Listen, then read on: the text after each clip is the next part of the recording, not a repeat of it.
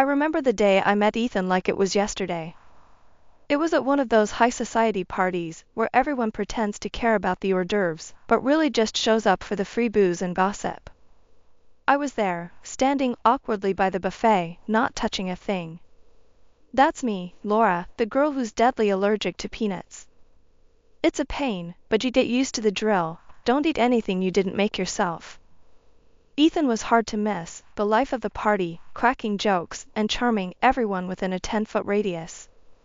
I was trying my best to blend into the wallpaper when he sauntered over, plate in hand, and raised an eyebrow at my empty hands.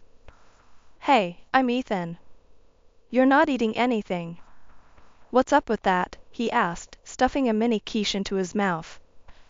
I shrugged, feeling a bit self-conscious. I'm Laura. It's nothing exciting, just a peanut allergy. Makes these kind of things a bit of a minefield. He chuckled. Peanut allergy, huh? So, if I wanted to keep you away, I'd just have to throw Snickers bars at you?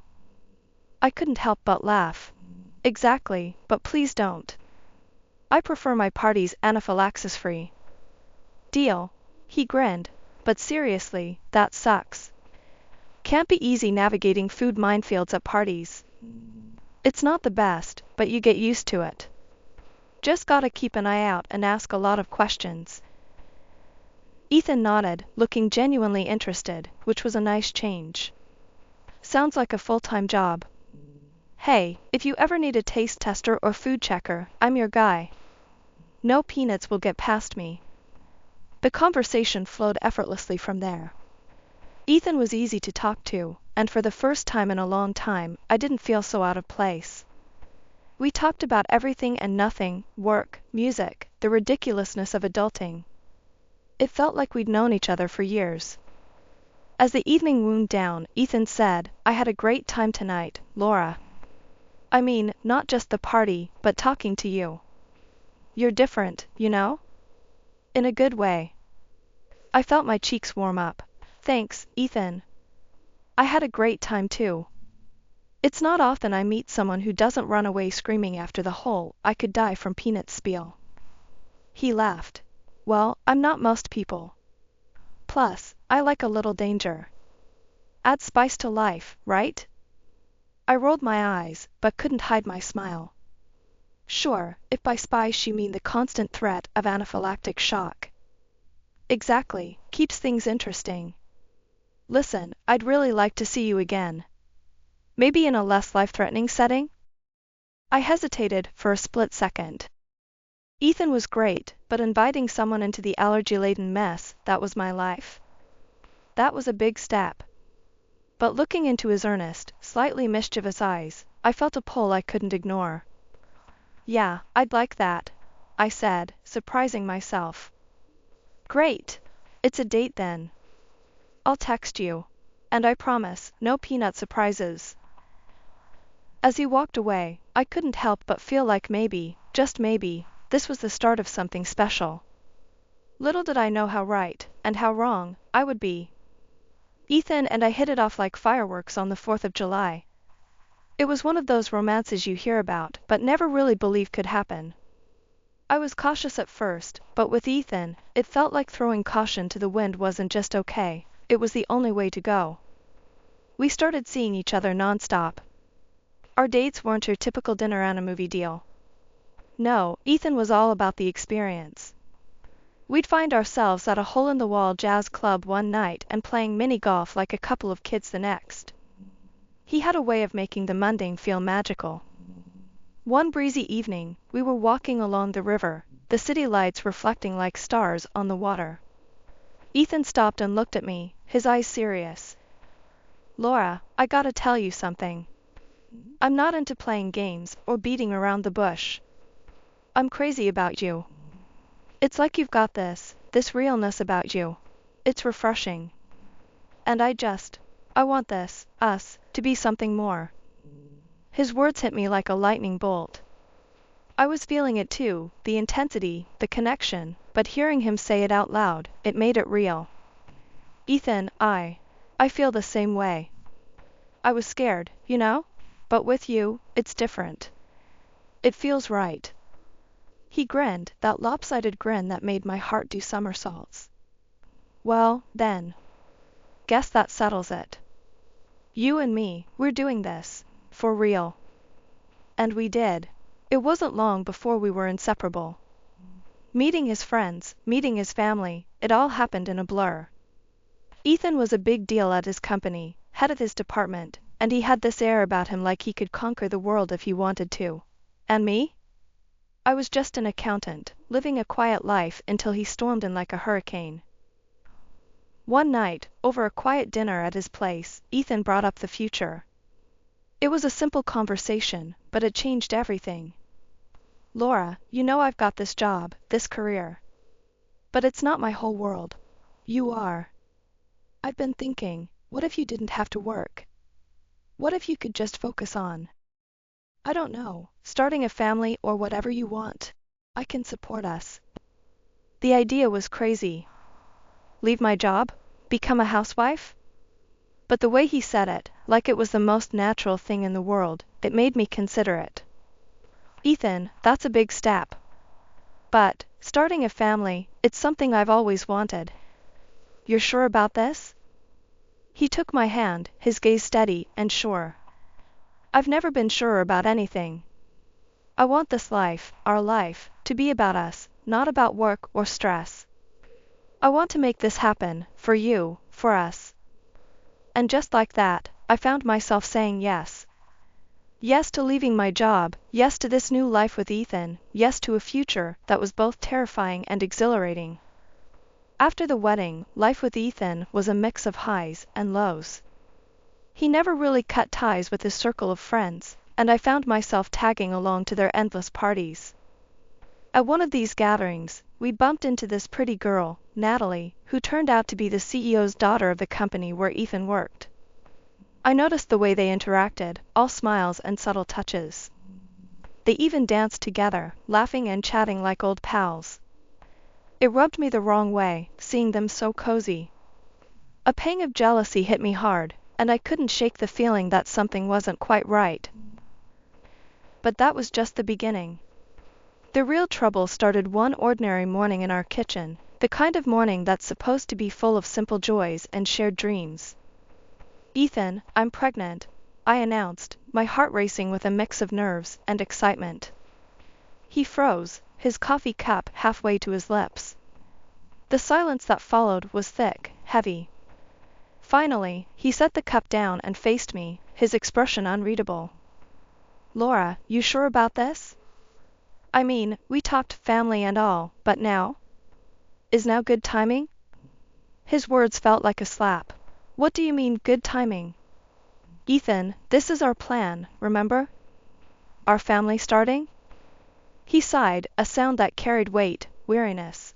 I know it is. But plans and reality, they ain't always buddies. We gotta think this through, Laura. We ain't ready, not really. A lump formed in my throat. Not ready? But you said, you wanted this, to take care of us. What's changed? He avoided my gaze, shifting uncomfortably. Things change, Laura. Just being real here. Maybe, we need to consider all our options. Before we jump into anything. Options? Like not having this baby? I could hardly believe the words coming out of my mouth. He didn't meet my eyes. Maybe. I don't know. Let's just think on it, okay?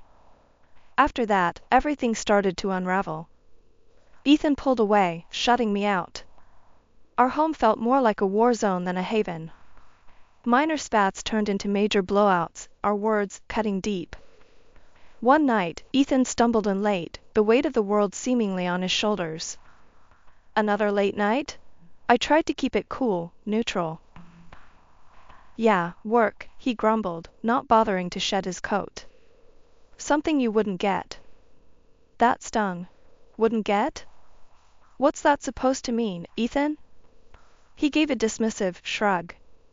Means I'm out there working my butt off, while you're here playing housewife. It's different, Laura. You just don't see it. My face heated up with anger. Playing housewife? That's what you think I'm doing?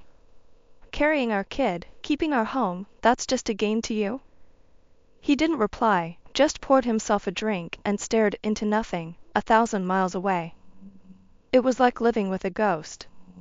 The man I married, the one who promised to stand by me, had vanished, leaving this cold, distant shell in his place.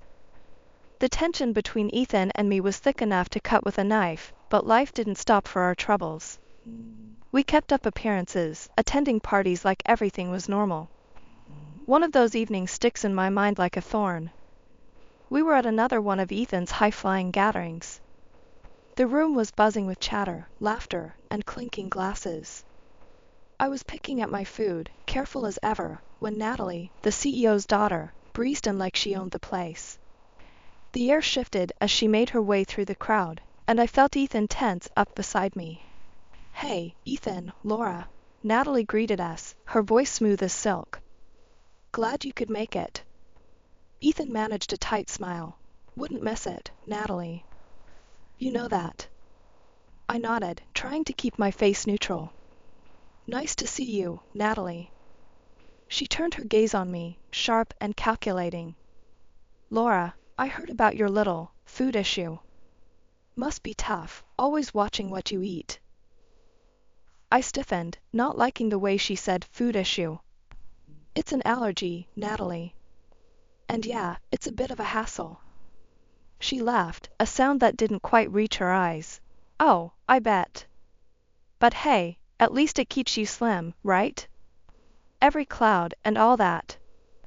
I forced a smile, feeling Ethan's eyes on me. "Sure, something like that." The evening dragged on. Ethan was pulled away by some colleagues, leaving me with Natalie. She was all smiles and niceties, but there was something off about her. She kept probing, asking about my allergy, how I manage, what would happen if I ate peanuts. I answered her questions, but with each word, I felt more exposed, like she was filing away my answers for something I couldn't quite put my finger on. Then, out of the blue, she dropped a bombshell. "So, Laura, I've been meaning to ask. How are things with Ethan? You two seem, I don't know, a bit off lately. Trouble in paradise?" I was taken aback. This was none of her business. "Ethan and I are fine, Natalie. Every couple has their ups and downs." She nodded, her eyes glinting with something I couldn't read. Of course, of course. Just making conversation. You know how these parties get, all small talk and gossip." I didn't like the way she said gossip. It felt like a warning, a signal that my and Ethan's problems might be more public than I thought. The night ended with a sour taste in my mouth. As we drove home, Ethan was quiet, lost in thought. I wanted to ask him about Natalie, about what's going on with us, but the words wouldn't come. It was like we were strangers, sharing a space but nothing else. That night, as I lay in bed, staring at the ceiling, I realized how isolated I felt. It wasn't just Ethan's distance, it was the feeling that there were eyes on us, whispers behind our backs. The gathering hadn't just been disturbing because of Natalie's probing questions. It was a wake-up call, a realization that our private life might not be so private after all. The 5th month of my pregnancy was a roller coaster. Sleepless nights, restless days. But nothing, absolutely nothing, could have prepared me for the bombshell that was about to drop. It was one of those sleepless nights. Tossing and turning, the baby bump making it impossible to get comfortable. I gave up on sleep and shuffled to the kitchen for some water, the house silent except for the creaks and groans of the old floorboards. But then, a voice drifted from the living room. Ethan's voice, hushed but intense. I froze, my heart thumping in my chest. This wasn't just any late-night call. This was something else.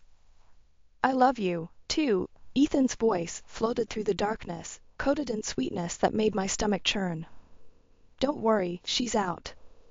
Sleeps like a log these days. We can talk." My breath caught in my throat. This wasn't happening. But it was, and it got worse. A woman's voice responded, clear and unmistakable. Natalie's voice. "Remember, Ethan, it has to look like an accident. The peanut thing. Just swap her morning pasta with the one we bought. Ethan's reply was a punch to the gut. I know. It'll be soon. Can't stand another day with her. And that kid? We'll be free soon, Nat. I stood there, my whole world crumbling. This wasn't a nightmare, it was real. My husband, plotting with his mistress to kill me, to make it look like an accident. A cold fear gripped me, but I wouldn't let it paralyze me.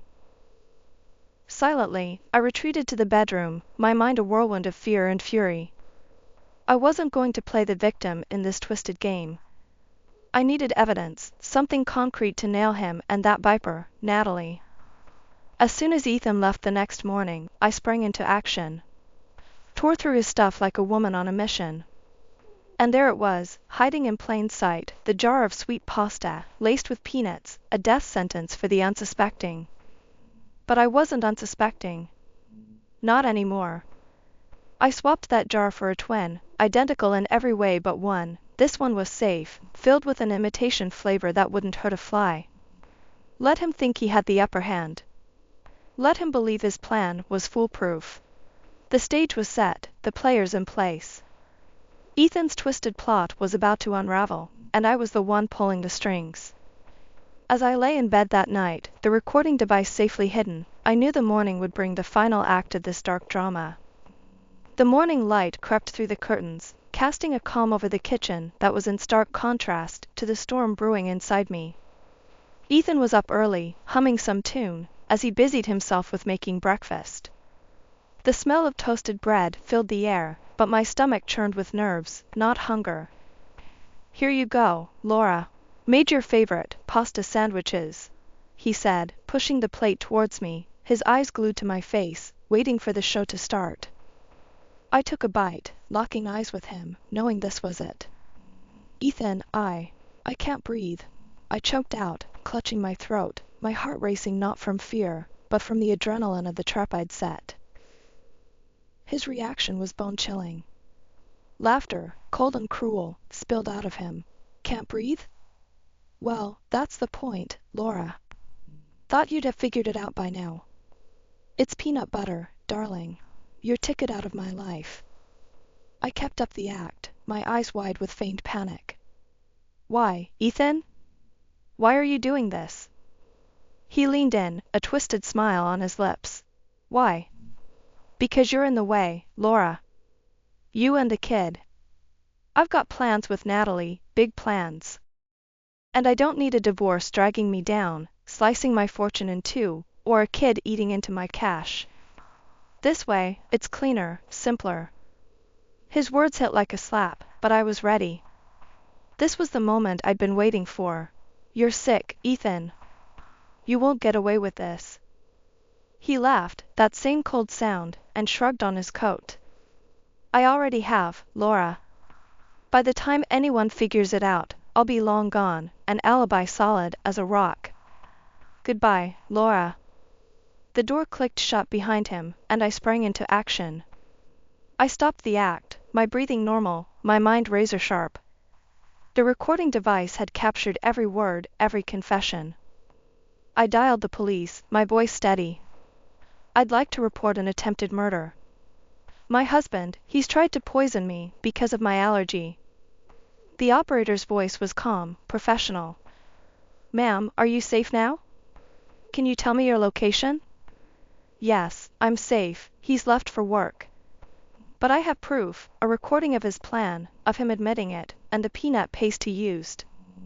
Stay where you are, we're sending officers right away.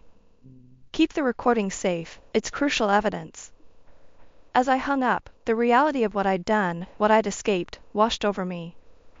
I'd walked through the fire, faced down the man I once loved, and come out the other side.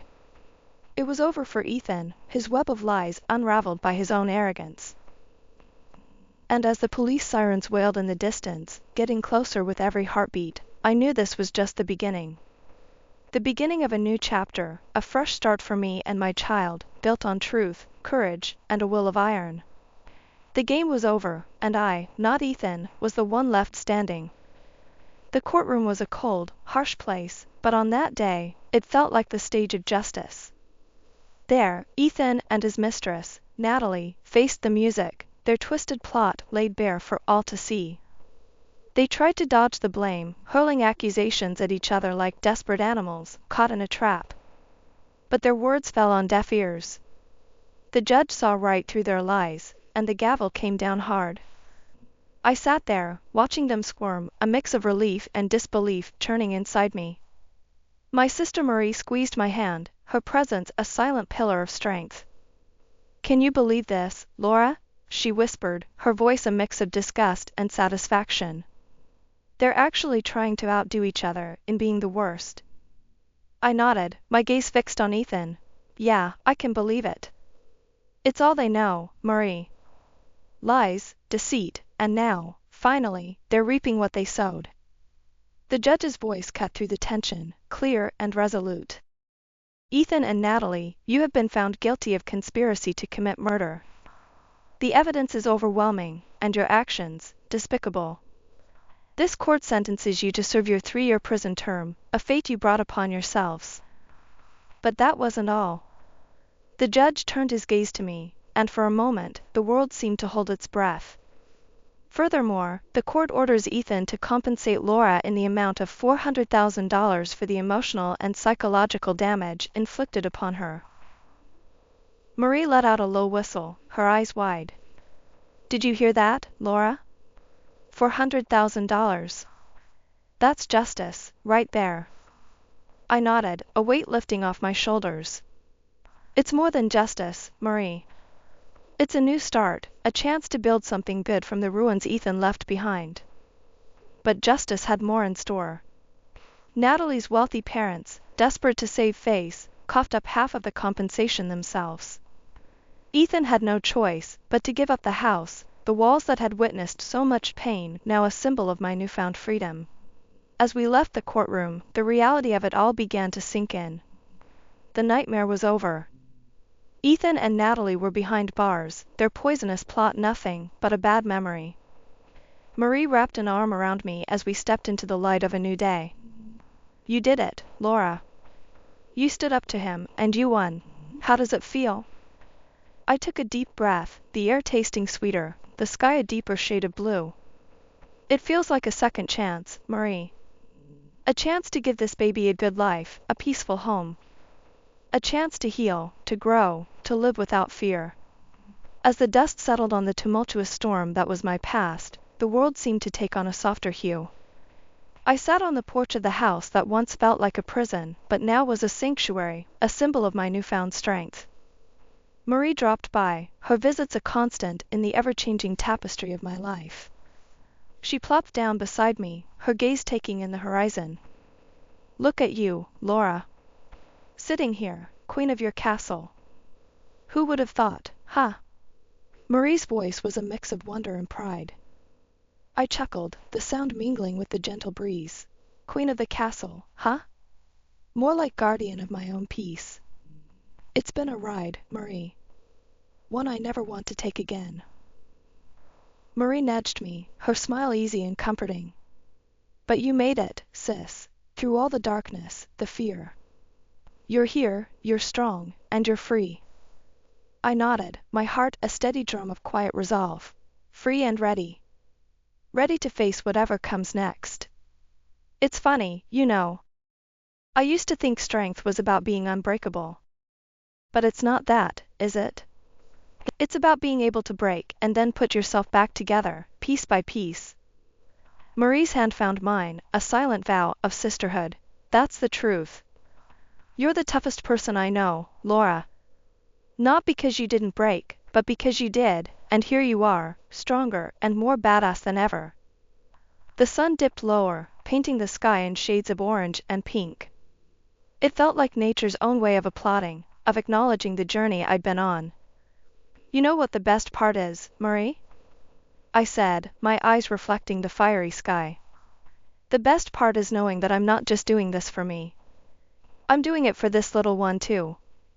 My hand rested on my belly, the life within a constant reminder of hope, of future. Marie squeezed my hand, her voice soft but fierce. "That kid's got one hell of a mom. A warrior, a protector, a survivor. Ethan tried to write your story, but you grabbed that pen and wrote your own damn masterpiece. We sat there, two sisters, two warriors, watching the day give way to night. The darkness didn't scare me anymore. It was just a curtain, and behind it, the promise of a new day, a new chapter.